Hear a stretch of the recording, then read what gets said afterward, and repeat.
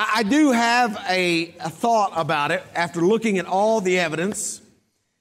It appears very plainly that this earth was changed dramatically after the flood. And I think those dinosaurs were able to thrive in the pre-flood world. And I do think they were on the ark.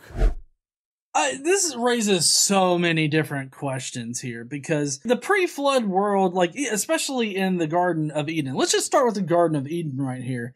You're trying to tell me that God created these dinosaurs, like the carnivorous dinosaurs, and they didn't actually eat meat at that time. Like, because the eating of meat only came into this reality, I guess, or into the ecosystem or into daily life after Eve ate fruit. So if no meat eating occurred prior to that point, you seriously think that a Tyrannosaurus Rex ate apples?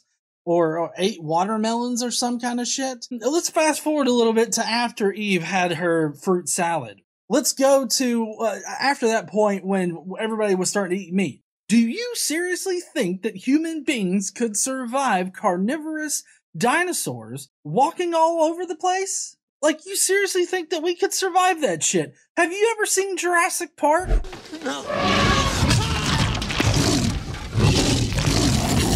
I know that that's like a fictional thing. It was a novel by Michael Crichton first and everything like that. I know that it's a little bit unrealistic, but the fact that these dinosaurs were huge, carnivorous, and were really good hunters, do you seriously think that we could have evaded that shit? I don't think so, but you're working on a whole different level there, Brad. Now let's go forward to the Ark. How in the fuck do you think that they got on the Ark? Typically, whenever you think about the Ark, you think of full-grown animals or whatnot. Of course, AIG has come out saying that they just need to be baby animals. So you're seriously going to tell me that a baby Tyrannosaurus Rex waddled its ass up onto the Ark and stayed somewhere and didn't eat like fucking sheep or something?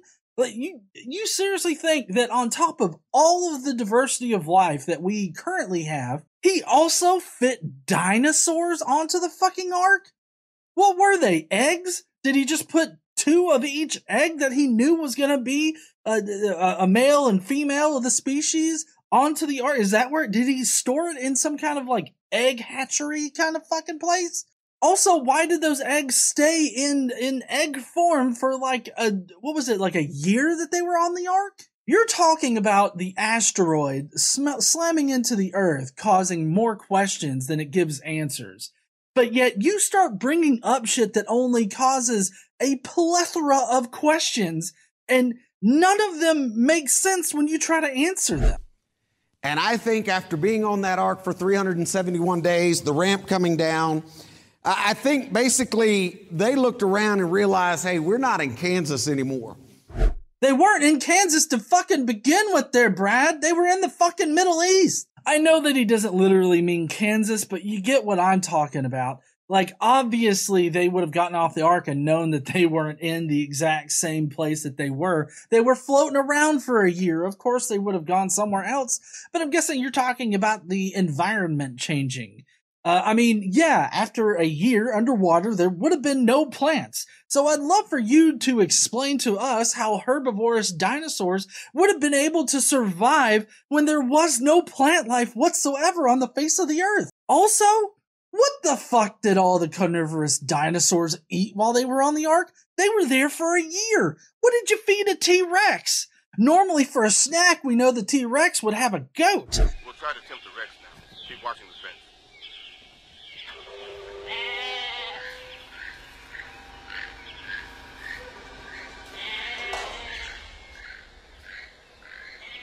What's gonna happen with him? But you know what? My guess is that you didn't stock about 35 million tons of like dinosaur meat on there, or did you pack extra of certain dinosaurs so that you could feed it to the carnivorous ones? How the fuck did this happen? That doesn't even go on to explain how you would have fed the other animals that were also carnivorous but not dinosaurs. Do you understand when I say that the shit you're saying causes more questions, an insurmountable amount of questions, than it gives answers? Because if you've ever seen what happens when a river floods its banks or an area floods. Nashville, about 5 years ago, we got 18 inches of water in less than 24 hours. That's a lot of water. Oh shit, that's definitely like a goddamn global flood right there. Did you hear that, honey? He got 18 inches in about a quarter of an hour. Holy shit. Did you build an ark for this shit? Is that how you survived the Great Flood in Nashville in 1932? I mean, he's not that old, but you get it. In fact, it was so much water that most of our sewers, most of our rivers, they couldn't contain it. And so we had large portions of our area that were flooded out. Well, let me tell you something. Water can do lots of damage. So imagine coming off that boat, looking around, being large, cold-blooded creatures needing lots of vegetation. And suddenly, those little warm, fuzzy mammals start thriving.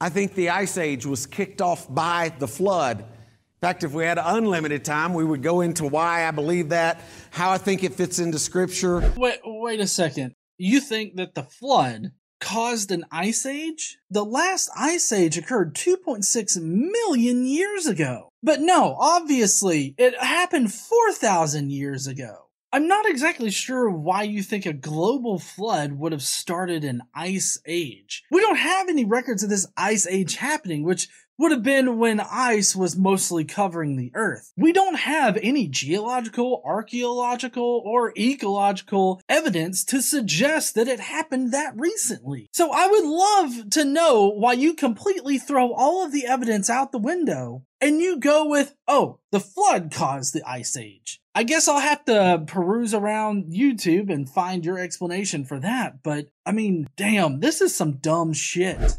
But the bottom line is this. I think two things got them. Number one, changing climate after the flood. Number two, what has man always done to animals we fear? We kill them, we hunt them. Well, while true, I mean, we hunt a lot of animals that we definitely aren't afraid of. Here in North America, especially in the South, we hunt deer all the time. We're not afraid of deer. People just like to kill shit. True, while people do kill animals for food and kill animals to defend themselves to survive, I don't see how this is really all that explanatory of the evidence that we find. For one thing, we don't find any kind of dinosaurs that lived to about 4,000 years ago. Like, there's just simply no remains, no bones, no fossils, no evidence whatsoever that says that dinosaurs were roaming the earth 4,000 years ago. Unless, of course, you're as gullible as Matt Powell, who thinks that Confederates shot down a fucking pterodactyl during the Civil War. The Confederates were able to shoot pterodactyls, back in the Civil War, and they spread these things out. Anybody can look it up online. They spread these things out, and this is a historical fact. So, they spread this thing out, and it's got a huge wing length. It's a pterodactyl they shot. So, of course, these things have been around. Now, they went extinct, obviously, slowly, but surely. And so, And he just believes any fucking thing that he sees on the internet that agrees with his ideas. So, yet again, your explanations cause more questions than it gives answers.